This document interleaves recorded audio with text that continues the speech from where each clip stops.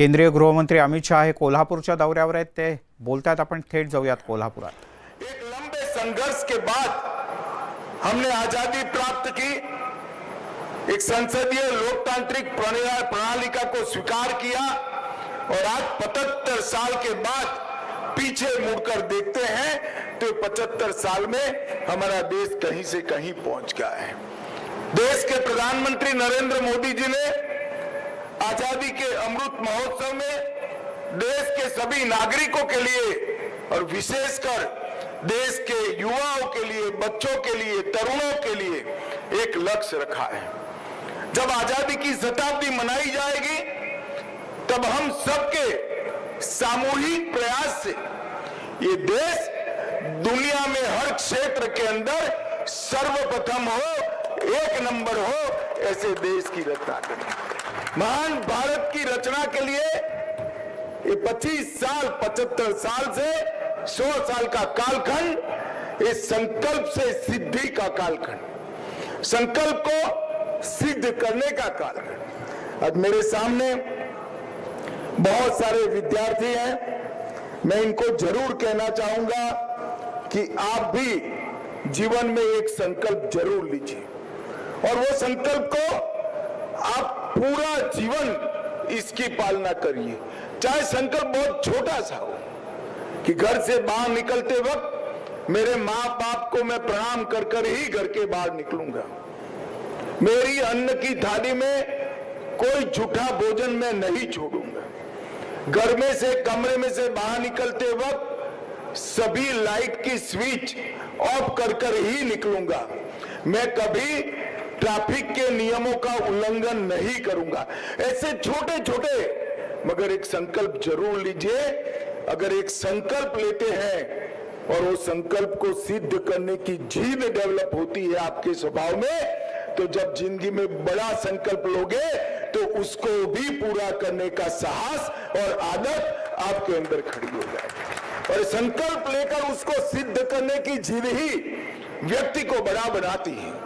जब व्यक्ति ठान लेता है मुझे ये करना है, उसको अपना लक्ष्य बना देता है और अपना संपूर्ण पुरुषार्थ वो लक्ष्य की सिद्धि के लिए जोड़ देता है, तभी वो जीवन में सफल हो सकता है। मित्रों, आज मैं आपको एक टिप देना चाहता हूं। कई सारी ऐसी चीजें होती है जो आलस के कारण कठिन लगती है। नियमित व्यायाम करना, नियमित योग करना, हेल्दी फूड खाना, कई सारी चीजें हैं मगर आलस के कारण ये कठिन लगती है। एक साइकोलॉजी का सिद्धांत है 21/90 का सिद्धांत। वो सिद्धांत क्या है? कोई भी चीज अगर लगातार 21 दिन तक करते हैं तो वो आपकी आदत बन जाती है और 90 दिन तक करते हैं तो आपकी जीवन शैली बन जाती है। एक बार आग्रह से अच्छी चीज 21 दिन करिए, उसको 90 दिन तक एक्सटेंड करिए, बाद में आपको वो कठिन नहीं लगेगा, आपके जीवन का क्रम बन जाएगा। इसी उम्र में अगर अच्छी आदतें डाल दी, अच्छे पुस्तकों को पढ़ने की आदत डाल दी, बड़े जीवनों से प्रेरणा ग्रहण कर कर उस रास्ते पर अपने जीवन को डालने का सोच लिया और जीवन में से आलस्य को निकाल दिया, तो मैं बताता हूं जीवन का उच्च से उच्च लक्ष्य तय कर लीजिए, बहुत सरलता से वो आप सिद्ध कर पाएंगे। और मित्रों, जब शाला में बनते हैं, विद्यालय में पढ़ते हैं, तब यही समय होता है जीवन के लक्ष्य तय करने का।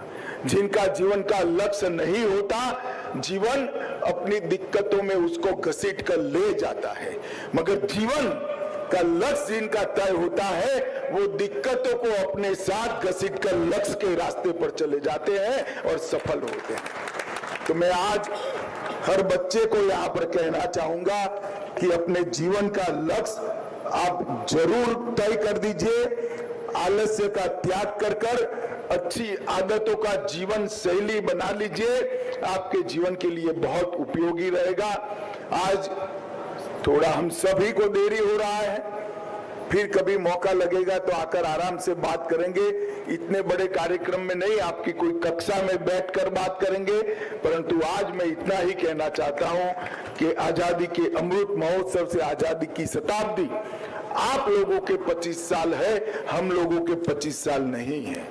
शायद हम में से तो मंच पर बैठे हैं बहुत सारे लोग 25 साल के बाद होंगे भी नहीं, मगर आप मेरे सामने जो बच्चे बैठे हैं सभी के सभी 25 साल के बाद होंगे। महान भारत का गौरव हम सबके भाग्य में हो, यही ईश्वर प्रार्थना कर कर मेरी बात को समाप्त करता हूं।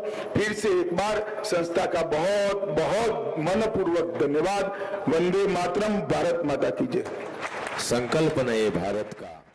त्यामुळे अमित शहा यांनी खूप काही संकल्प करा आणि पुढच्या 25 वर्षात भारताला जगाच्या सर्वोच्च स्थानी नेण्याकरता आपण सगळेजण एकत्र प्रयत्न करूयात असे या विद्यार्थ्यांना आवाहन केलं।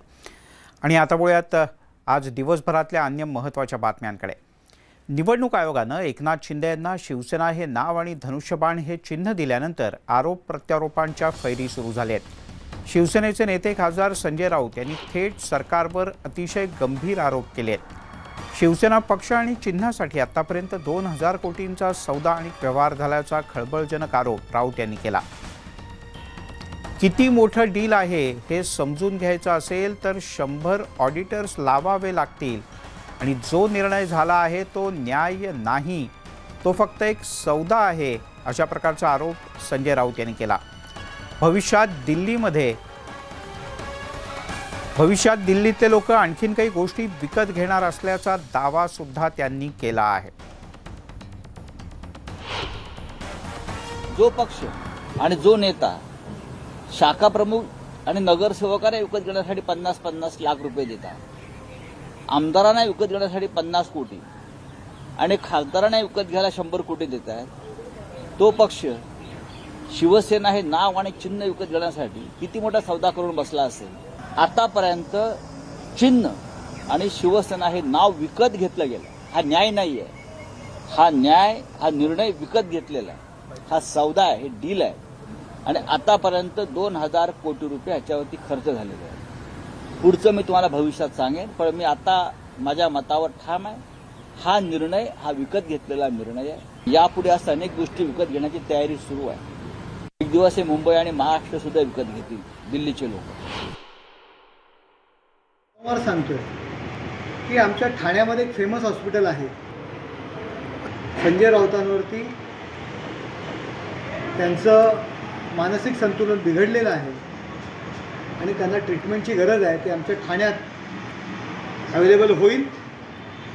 त्यांच्या ज्या बाष्कळ प्रतिक्रिया आहेत ना, त्यांच्यावरती शेंबडं पोरही आता असतं।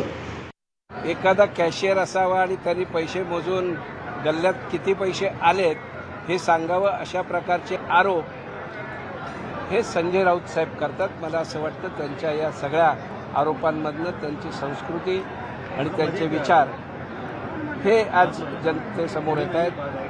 आज जी बाळासाहेबांनी अहोरात्र मेहनत घेऊन उभं केलेलं शिवसेनेचं हे वृक्ष आज कोलमडताना पाहत असताना सुद्धा संजय राऊत ते सांभाळण्याचा प्रयत्न न करता ते उद्ध्वस्त कसं करता येईल या दृष्टीने प्रयत्न करतात। हा संजय राऊत निकालाच्या दुपारपर्यंत सांगत होतं की आमचा न्याय व्यवस्थेवर विश्वास आहे, आमचा न्याय व्यवस्थेवर विश्वास आहे। आता निकाल विरोधात गेला म्हणून त्या न्याय व्यवस्थेवर किंवा निवडणूक आयोगावर आरोप करणं हे मला वाटते काही सभ्यतेला धरून नाही। आणि संजय राऊतांनी त्यांचे सकाळचे स्टेटमेंट तपासावे आणि निकालानंतरचे आता याच्यातलं कोणतं खरं आहे त्यांनीच एकदा मीडियासमोर येऊन स्पष्टीकरण द्यावं की मी सकाळी खरं बोलत होतो का संध्याकाळी खोटं बोलत होतो। दरम्यान संजय राऊत यांनी केलेल्या वक्तव्यावर आता विरोधी पक्षनेते अजित पवार यांनीही भाष्य केलंय। या संदर्भात मला वस्तुस्थिती माहिती नाही असं म्हणत अजितदादांनी संजय राऊत यांच्या वक्तव्यांपासून 2 हात दूर राहण्याचा प्रयत्न केलाय। मी त्याबद्दल पूर्णपणे अज्ञानी आहे। मला त्या खोलात म्हणजे मी काही माहिती घेतली नाही।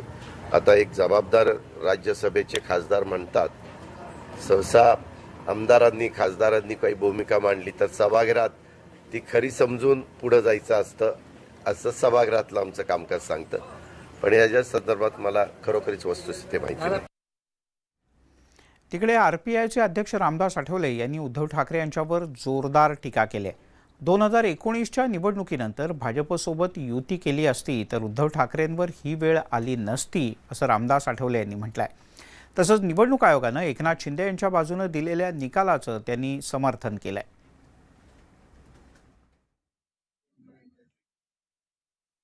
माननीय उद्धव ठाकरे आणि संजय राऊत हे शिवसेना आपल्या हातातून घालवण्यासाठी जबाबदार आहे. त्यांनी जर 2019मध्ये BJP सोबत युती केली असती तर एवढी त्यांच्यावर कठीण परिस्थिती आली नसती. त्यामुळं त्यांच्या चुकीमुळं मला वाटतं की ही त्यांच्यावर वेळ आलेली आहे. शिंदे यांच्यासोबत 75% बहुमत असल्यामुळं इलेक्शन कमिशनला एकनाथ शिंदे यांच्या बाजूने निकाल द्यावा लागलेला आहे. त्यामुळे लोकशाही धोक्यात आलेली असं अजिबात नाही, उलट लोकशाहीचं संरक्षण करण्याचा प्रयत्न इलेक्शन कमिशननी केलेला आहे.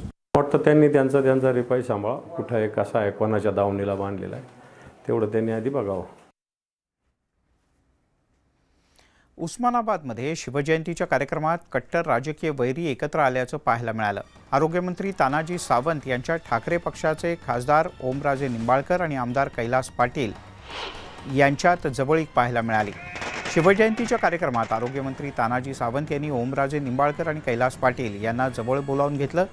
निंबाळकर आणि कैलास पाटील यांच्या खांद्यावर हात टाकत त्या सगळ्यांनी शिवजयंतीच्या मिरवणुकीच्या वेळेला घोषणाबाजीही केली. सावंत यांनी बंडखोरी केल्यानंतर ठाकरे गटाचे खासदार निंबाळकर आणि कैलास पाटील यांच्यात राजकीय कटुता निर्माण झाली. मात्र शिवजयंतीच्या कार्यक्रमात या तिघांची जवळीक पाहून नव्या राजकीय तर्कवितर्कांना उधाण आलंय.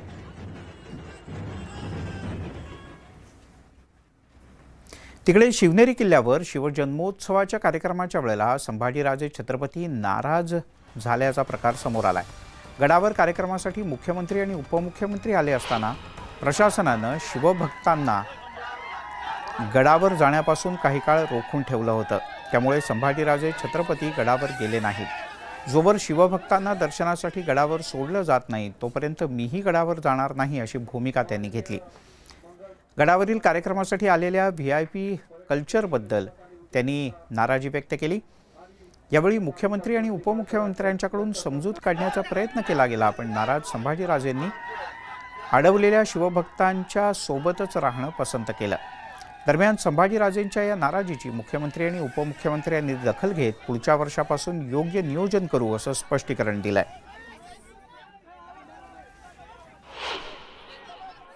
आज सर्वप्रथम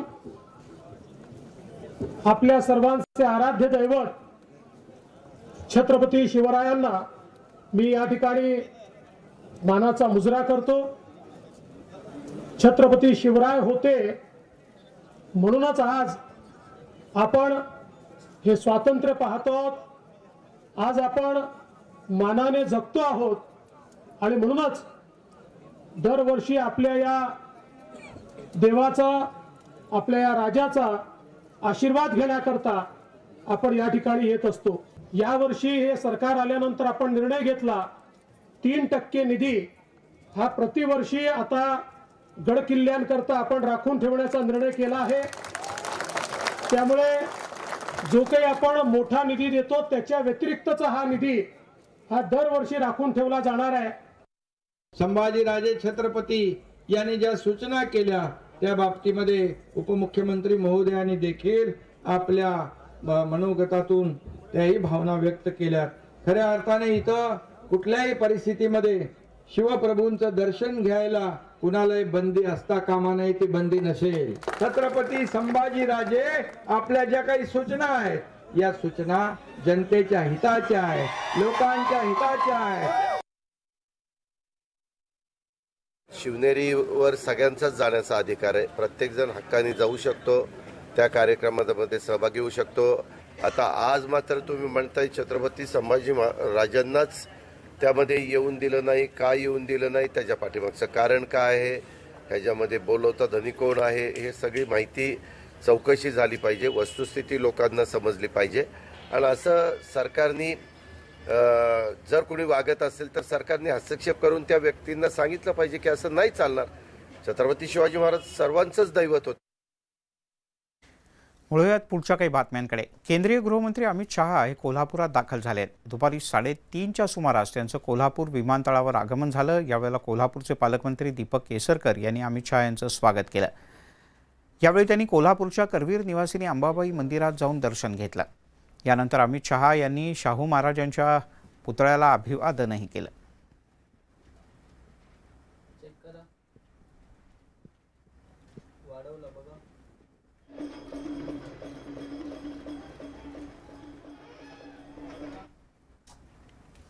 छत्रपती शिवाजी महाराज काश्मीरपासून कन्याकुमारीपर्यंत सगळ्यांनाच प्रेरणा देतात असं विधान गृहमंत्री अमित शहा यांनी केलं आहे. आंबेगावमधल्या शिवसृष्टीचं शहा यांच्या हस्ते लोकार्पण करण्यात आलं. यावेळी ते बोलत होते. अंबेगांव में निर्माणाधीन शिव सृष्टि एशिया खंड का निश्चित रूप से सर्वाधिक भव्य ऐतिहासिक थीम पार्क बनने वाला है और वो होना भी चाहिए, क्योंकि ऐसे व्यक्तिमत्व के लिए है जिसको ये सम्मान मिलना चाहिए. महाराज छत्रपति शिवाजी महाराज ये कोई नाम नहीं है, एक विचार है. ये विचार है स्वधर्म के लिए जीने का, ये विचार है स्वभाषा के लिए जीने का, ये विचार है स्वराज के लिए हमेशा जान को बलिदान करने की तत्परता दिखाने का. ये विचार को यहां से युवा पीढ़ी प्राप्त कर कर जाएगी, इसका मुझे भरोसा है. मित्रों, आज यहां पर 4 चरण में से पहला चरण समाप्त हुआ है. 438 करोड़ का ये प्रोजेक्ट बनाया है, बड़े साहस के साथ बनाया है, मगर मुझे पूरा विश्वास है कि प्रोजेक्ट निश्चित रूप में तय किए हुए टाइम टेबल में ही समाप्त होगा, इसका मुझे पूरा भरोसा है.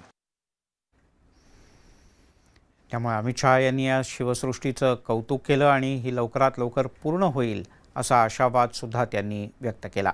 इकडे शिवजयंतीचा अपूर्व उत्साह राज्यात सर्वत्र पाहायला मिळतोय. मुंबईच्या समुद्रकिनारी नरिमन पॉइंटवर मोठ्या संख्येनं उत्साही शिवभक्त दाखल झाले. मोठ्या संख्येनं दाखल झालेल्या शुभ्र वेशातील मुंबईतील तरुणाई छत्रपती शिवाजी महाराजांच्या जयघोषानं हा सगळा परिसर दुमदुमून गेला. असंख्य उंच भगवे ध्वज आणि मनात असलेला शिवशाहीचा दुर्दम्य जागर, त्यांच्या या उत्साहानं पूर्ण वातावरणच बदलून गेलं. शिवाजी महाराज हे खरे फादर ऑफ नेव्ही होते. छत्रपती शिवाजी महाराजांचं समुद्रात स्मारक व्हावं, पण गडकिल्ले यांचं संवर्धनसुद्धा तितकंच महत्त्वाचं आहे, अशा प्रकारच्या भावना यावेळेला तरुणाईनं व्यक्त केल्या. या तरुणाईशी बातचीत केली आमचे प्रतिनिधी प्रशांत पाग यांनी. मुंबईच्या कानाकोपऱ्यातनं आलेली ही तरुणाई समुद्र किनारी पोहोचली आहे. आपण बघतोय की या ठिकाणी याच्या मागच्या बाजूलाच आहे तो अथांग समुद्र, अथांग जलाशय, आणि याच ठिकाणी छत्रपती शिवाजी महाराज यांचं एक स्मारक होणार होतं. आज शिवजयंतीचा एक अनोखा उत्साह, वेगळा जोश हा सगळ्या तरुणांच्या घोषणांमधनं दिसतोय. मुंबईच्या नरिमन पॉइंटचा हा भाग घोषणा देत आहे तुम्ही. या ठिकाणी छत्रपती शिवाजी महाराजांचं स्मारक व्हावं समुद्रात, अशी भावना होती. काय भावना आहे? छत्रपती शिवाजी महाराजांचं स्मारक झालंच पाहिजे, पण त्याआधी जे आपले गड किल्ले आहेत त्या आधी सुधारले पाहिजे. त्याआधी खूप जे अस्वच्छता म्हणा की जे नुकसान झाले ते रिपेअर झालं पाहिजे आणि स्वच्छता राहिले. कारण की गड किल्ल्यावर बघितलं तर खूप सारे बॉटल्स असतात, दारूच्या बॉटल, कचरा वगैरे खूप सारं, ते पहिलं स्वच्छ झालं पाहिजे आणि मगच समुद्रामध्ये स्मारक बनलं पाहिजे. कारण की आपले गड किल्ले सुधारले पाहिजे. गड किल्ले सुधारणं सगळ्यात महत्वाचं आहे, पण फादर ऑफ इंडियन नेव्ही म्हणून शिवाजी महाराजांना म्हणतात. समुद्र रक्षण करण्याचं पहिलं दल त्यांनी तयार केलं. काय भावना आहेत? त्यांनी चांगलं केलं. आर्मर आपलं चांगलं ठेवलं. त्यांनी आपल्या शत्रूचे सैन्यासाठी जे हे केलेत, जे स्ट्रक्चर तयार केलेत फोर्टचे, एकदम बरोबर केलेत. काय शिवाजी महाराजांकडनं शिकवण मिळते? आजकालचं राजकारण त्यांच्या नावाभोवतीच फिरतं. आजकाल सगळ्या हिंदू लोकांनी एक साथ यावे ही माझी इच्छा आहे. कारण की आजकाल हिंदू लोक एक साथ येत नाही आणि हिंदुत्व जागृत केलं पाहिजे आपण. आज शिवजयंती, आणखी तो जल्लोष साजरा करत असताना तरुणाईला आजही वाटतं की छत्रपती शिवाजी महाराजांचं स्मारक झालंच पाहिजे, पण त्यांचं जे जिवंत स्मारक आहे, गड किल्ले यांचं संवर्धन सुद्धा तितकंच महत्वाचं. व्हिडिओ जर्नलिस्ट हर्षदसह प्रशांत बाग, न्यूज 18 लोकमत, मुंबई. तिकडे देशभरात आणि महाराष्ट्रात सुद्धा आज 393वी शिवजयंती मोठ्या उत्साहात साजरी केली जाते आणि याच पार्श्वभूमीवर उत्तर प्रदेशातल्या आग्रा इथल्या किल्ल्यात पहिल्यांदा छत्रपती शिवाजी महाराज जयंतीचा उत्सव होतो आहे. शिवाजी महाराजांची शौर्यगाथा इथे पाहायला मिळणार आहे. या कार्यक्रमाला राज्याचे मुख्यमंत्री एकनाथ शिंदे, उत्तर प्रदेशचे मुख्यमंत्री योगी आदित्यनाथ हे दोघंही उपस्थित असणार आहेत. या कार्यक्रमासाठी 10,000 पेक्षा जास्त शिवभक्त पोहोचतील असा अंदाज व्यक्त केला जातोय.